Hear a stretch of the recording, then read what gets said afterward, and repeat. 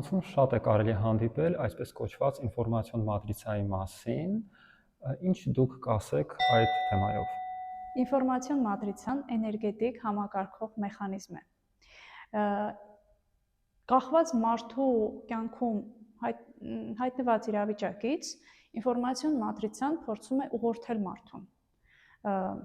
հուշումներ տալ, ճիշտ ճանապարհ առաջարկել մարդուն, դա է իր հիմնական դերը։ Շատ տարածված եմ նաև լսում այն կարծիքը, որ մատրիցան ինչ-որտեղ մարդուն սահմանափակում է, ինչ-որ բաներից զրկում է եւ այլն։ Մատրիցան ձեզ ծառայում է ձեր զարգացման էտապի որոշակի աստիճաններում։ Եկեք հասկանանք, մատրիցան ձեզ ինչ է տալիս։ Առանց մատրիցայի, եթե դուք չեք հասել գիտակցության այն աստիճանի, որ կարողանաք ինքնուրույն ամբողջական կառավարել, ձևավորել ձեր կյանքը, քաոս կլինի ձեր համար։ Դուք չեք կարող առանց մատրիցայի ուղղորդման, հուշումների,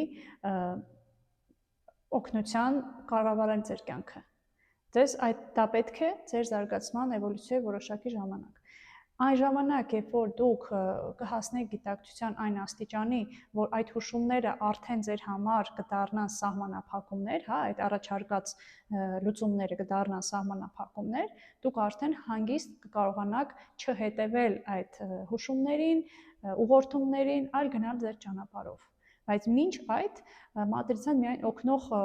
նպատակ ունի ձեր կյանքում։